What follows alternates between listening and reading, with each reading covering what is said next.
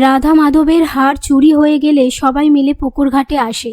এরপর স্বর্ণলতা হার চুরির জন্য ছুটিকে দোষারোপ করে আর বলে, আমি কিন্তু এর জন্য থানা পুলিশ করব। পাশ থেকে অভি বলে, এই সব কিছু ঝুমকি করেছে, ও একটা ক্রিমিনাল। কিন্তু কেউ ঝুমকি যে চুরি করেছে সেই কথা বিশ্বাস করে না। তারপর ছুটি বলে, আমার জন্য যখন হারটা চুরি হয়েছে আমিই ফিরিয়ে আনবো। এই বলে পুকুর জলে ঝাঁপ দিলে অভি বলে, এবার খুশি হয়েছো তো তোমরা? ও যদি আজ জলে ডুবে যায় তাহলে কিন্তু আমি তোমাদের নামে মামলা করব। এই বলে অভি নিজেও জলে ঝাঁপ দিতে গেলে ঝুমকি এসে বলে, তোমার কিছু হয়ে গেলে আমি কি করব? অভি বলে, একদম নাটক করবে না, সরুন তো।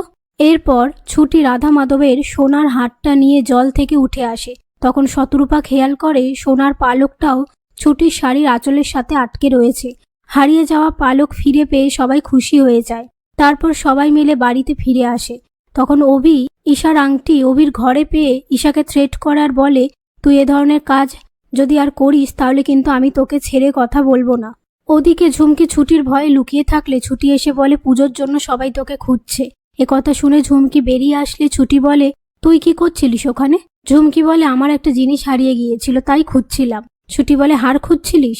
পুকুর পাড়ে কিন্তু তোর জুতোর পায়ের ছাপ পাওয়া গেছে। আমি কিন্তু বাড়ির সবাইকে ডেকে এনে দেখাতে পারতাম, কিন্তু আমি করলাম না। এই বলে ঝুমকিকে কথা শোনাতে থাকে। তারপর ছুটি রাধা মাধবের সাজ করানোর পর স্বর্ণলতাকে বলে, ঠাকুরের হারটা যেহেতু নিজে পছন্দ করে কিনেছে রাধা মাধবকে পরিয়ে দিতে। সেই কথা শুনে স্বর্ণলতা রাধা মাধবকে হারটা পরিয়ে দেয়। এই সমস্ত কিছু মিটে গেলে শতরূপা বলে, জানিস ছুটি, আগে আমাদের বাড়িতে নাচ গান হতো, তখন অভি খুব ছোট, এখন তো নম করেই সব হয়ে যায়। আর বলে, আর তোমরা কি করবে দেখো। পাশ থেকে ছুটি বলে, দল ভাগাভাগি না, যা করা সবাই মিলে একসাথে।